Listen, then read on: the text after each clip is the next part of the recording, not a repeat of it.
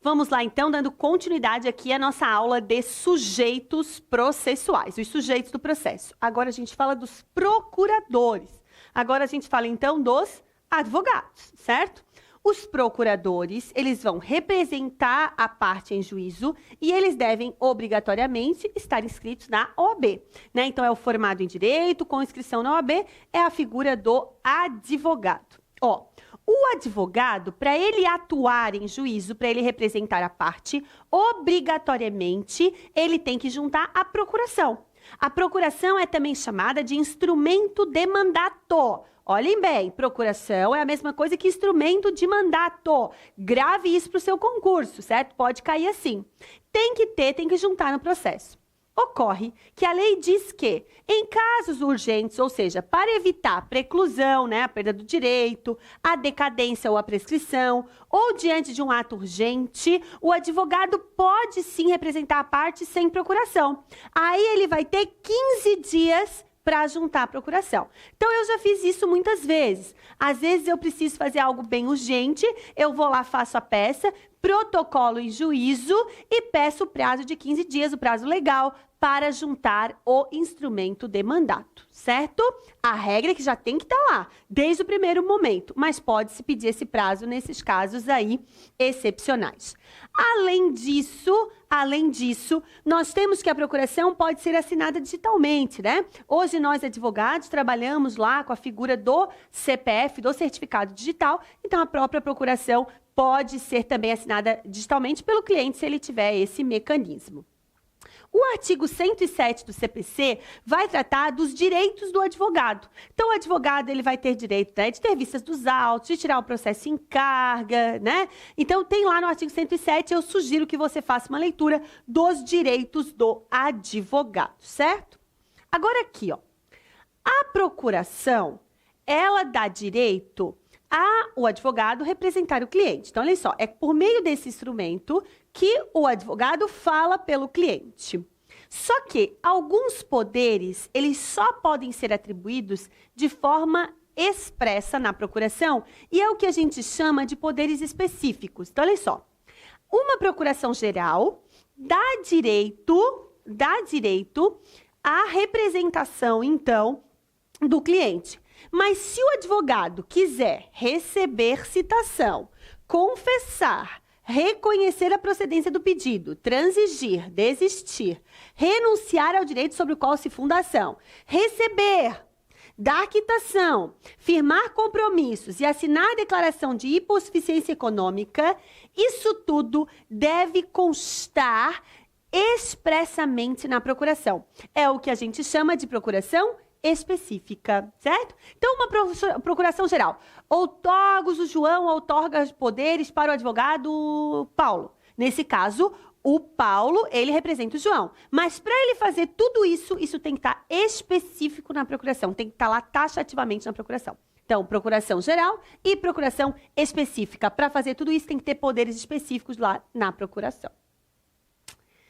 Agora, olhem só, se deu um problema com a parte ou se deu um problema com o procurador, nós vamos ter que fazer a substituição. O código, então, fala da sucessão das partes e dos seus procuradores. É isso que a gente passa a tratar a partir de agora. Ó, as partes só serão substituídas, né, em casos expressos em lei. Então, são situações bem excepcionais. Por exemplo, ó, há casos em que você vende um crédito. Você já ouviu falar nisso? Você tem um valor para receber, certo? E você está cobrando esse juízo. Você pode vender esse crédito. E aí, aquele que é o credor vai ser substituído pelo novo credor, certo? Então, tem casos previstos em lei em que pode ocorrer essa substituição. Agora, muitas vezes, ocorre a morte da parte, né? Eu, recentemente, tinha um cliente que estava lá litigando contra, né, uma outra pessoa e ele faleceu no curso da demanda. Nesse caso, tem que fazer a sua substituição. Cuidado, né? Se for um direito que a gente chama de um direito personalíssimo, aí não tem condições. Ele morreu, a ação acaba. Mas muitas vezes, quando envolve patrimônio, obviamente, imaginem que eu estou postulando uma indenização, certo? Eu estou postulando uma indenização. Se eu falecer, os meus sucessores têm direito a receber essa indenização no meu lugar. Então, eles vão fazer aí a minha sucessão. Quem é que vai suceder, então, a morte da parte? O espólio ou os seus sucessores. Então, no caso lá do espólio, que vai ser representado pelo inventariante, a gente já disse, ou então os sucessores daquela pessoa que morreu, ok? Os herdeiros.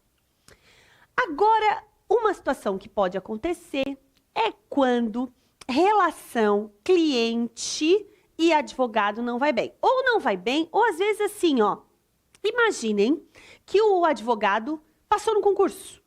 Muito comum. Ele é advogado de vários clientes, ele passa num concurso. Ele passa num concurso, ele não pode mais advogar. Se tornou incompatível. Em alguns concursos isso acontece, né? Imagina que ele passou num concurso para juiz, ele não pode mais advogar. Os clientes deles, todos os clientes dele terão que ser remanejados a outro advogado.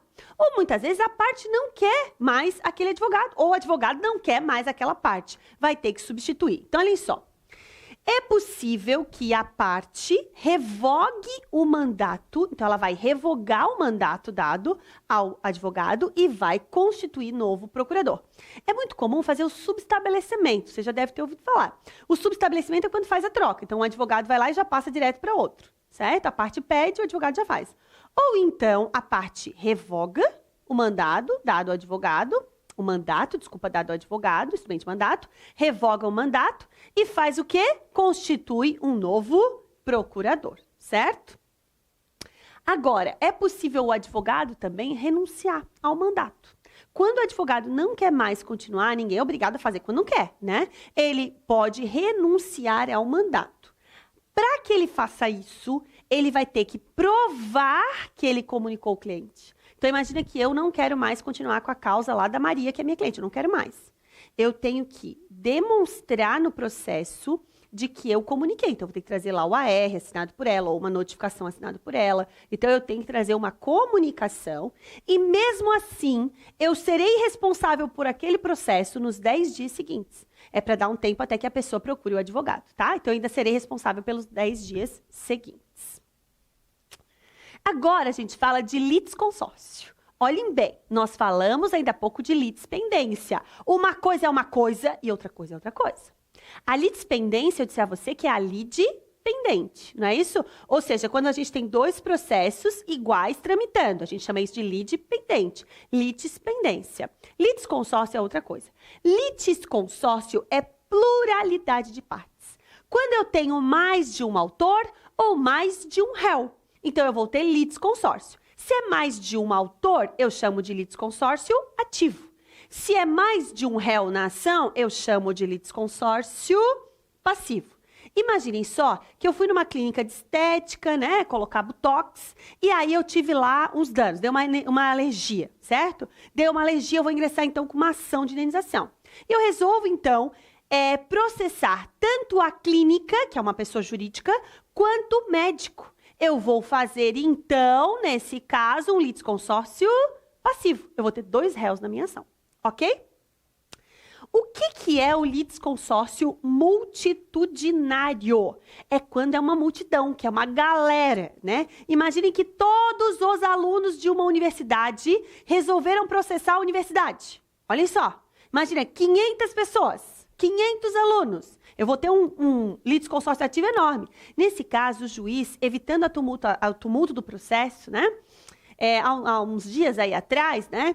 Eu sei que aqui nós estamos atemporal, mas uns dias atrás, eu participei de uma audiência em que eram 30 réus. Só os meus clientes, era uma ação civil pública, só os meus clientes eram 16. Imagina todo mundo na audiência, então teve que ter uma sala de audiência bem grande. Certo? Mas quando é muita gente, o juiz pode limitar. Ele pode limitar o número de pessoas no polo ativo ou no polo passivo. Aí a gente vai chamar de litisconsórcio multitudinário. Vai me acompanhando aí pelo CPC. Eu estou seguindo a lógica aí dos artigos. Me acompanhe. Necessário ou facultativo. Olha só, muitas vezes a lei determina que uma ação só possa ser proposta em conjunto com o outro. É muito comum em relação aos cônjuges quando se discute um imóvel. Imagine, o banco vai fazer aí, vai executar um imóvel. Para isso, ele está litigando contra um cônjuge, tem que ser contra os dois. A gente chama de litisconsórcio necessário. Agora, o facultativo é quando fica à vontade das partes utilizarem ou não a figura do litisconsórcio. O litisconsórcio unitário é quando a decisão tem que ser uniforme para todo mundo. Então, imaginem lá que eu tenho 3 pessoas no polo ativo, no polo passivo, né? E a decisão tem que ser igual para todo mundo, porque às vezes ela pode ser diferente. O litisconsórcio unitário é quando a decisão tem que ser idêntica para todos os envolvidos, tá? Grave, então, no seu coração o que é litisconsórcio, é pluralidade de partes. Agora, a gente fala de intervenção de terceiros. Olha só, um processo, ele vai ter o autor, ele vai ter o réu, certo? Nós estamos falando de processo civil. Nós vamos ter o autor e nós vamos ter o réu. Essa relação vai ser julgada, então, por uma pessoa chamada de juiz. A gente disse que pode ter mais de um autor, mais de um réu, que é o litisconsórcio. Ocorre que, às vezes, um terceiro vai aqui intervir nesse processo. Isso a gente chama, então, de intervenção de terceiros. Isso vai estar tudo disciplinado lá, inclusive todos os detalhes de cada uma, né? Que você vai fazer a leitura. Me prometa, faça a leitura de todos os artigos. Aqui eu explico os institutos. Imaginem que é humanamente impossível a gente fazer uma abordagem de todos os detalhes. O CPC é uma loucura. Então a gente vai trabalhando aqui os institutos para auxiliar você na leitura da lei. Tem que fazer a leitura, ó, massa, em concurso, processo, é letra seca da lei. Foco aí. Então, olha só, intervenção de terceiros. Uma delas é a assistência. O que é a assistência?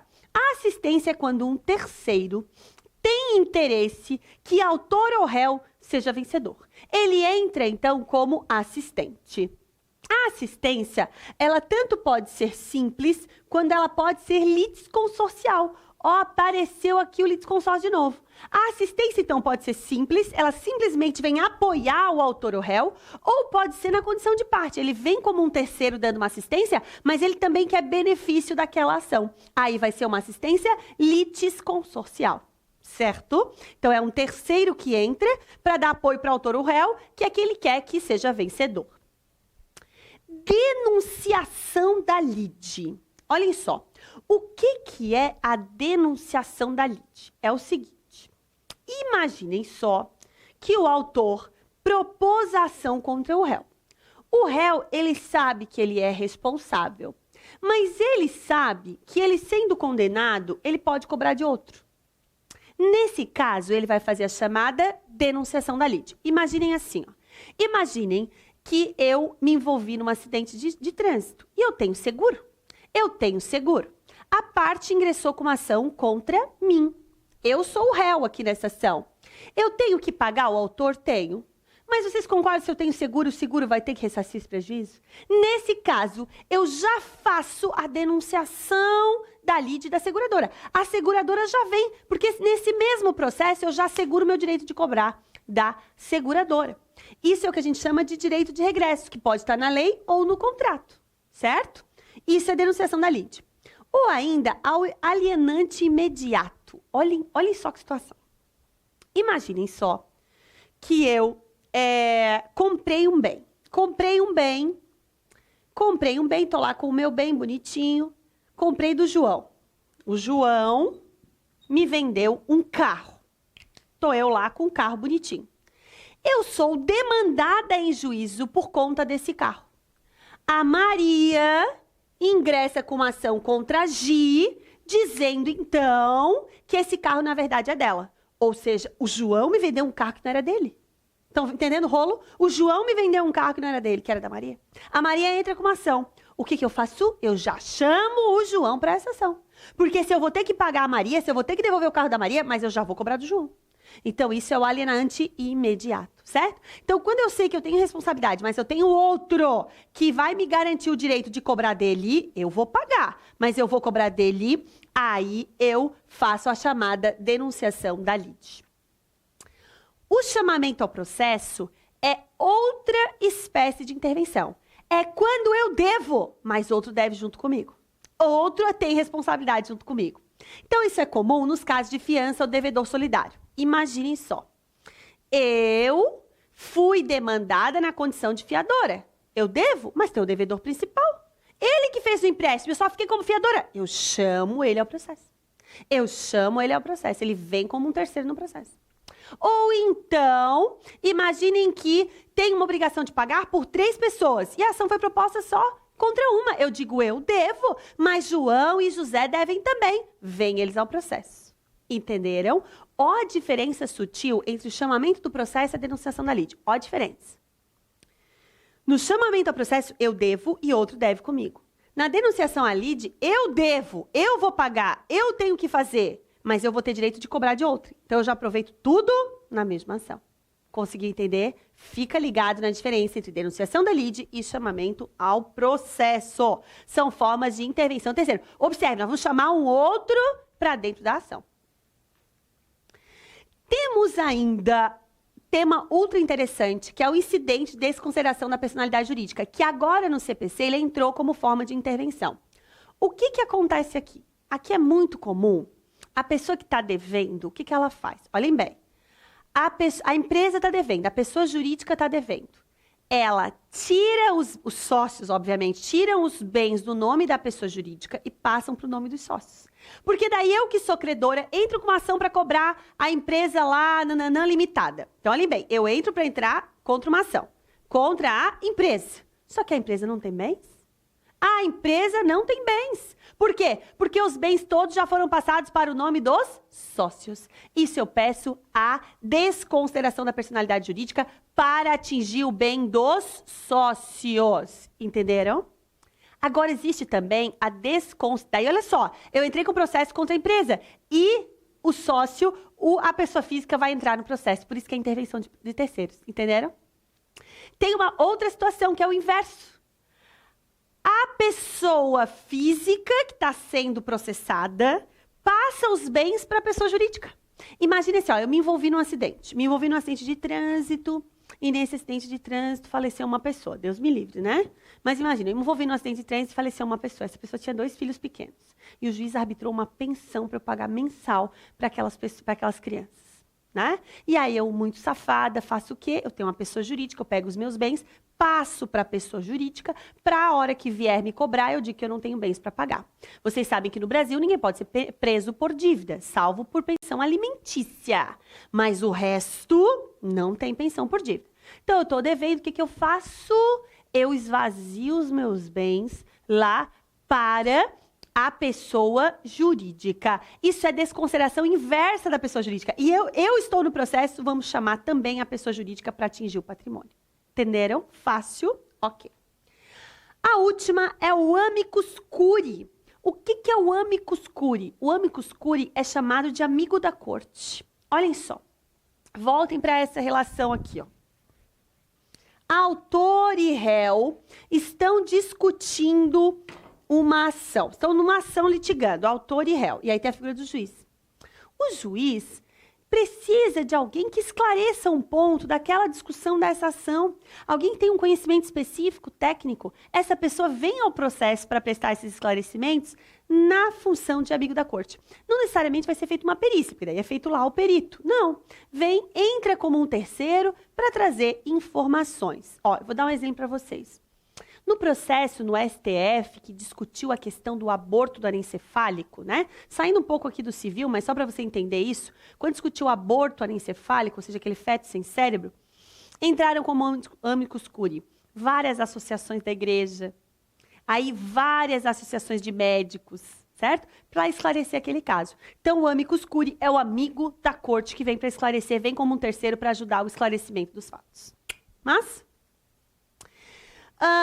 do juiz. Aqui, vamos falar um pouquinho da figura do juiz. Olha só. O juiz é aquele que dirige o processo, aquele que vai conduzir o processo. As incumbências do juiz, elas estão lá no artigo 139.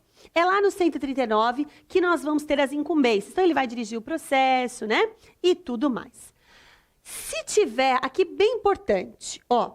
Se por acaso a lei, ela apresentar uma lacuna, uma obscuridade, o juiz não pode se aí imiscuir do dever de decidir. O juiz não pode dizer, não vou julgar porque a lei traz uma lacuna, né? A lei traz uma brecha. Ele tem que decidir, ele tem o dever de decidir, mesmo havendo uma lacuna, uma obscuridade. Além disso, o juiz, ele não pode ir além do pedido feito pelas partes. O juiz não pode proferir uma sentença extra petita, ou seja, além do pedido. Ele tem que julgar a ação nos limites propostos aí pelas partes, ok? Além disso, o juiz pode ser responsabilizado, no caso de dolo ou fraude, ou quando ele se recusar, omitir ou retardar a sua função. Então, o CPC trouxeram essa novidade, permitindo aí a responsabilização do juiz no caso de dolo ou fraude, claro que ele tem que ter a intenção de defraudar o processo, ou recusar, omitir ou retardar a função jurisdicional. Beleza? A gente vai fazer uma pausa e a gente volta já.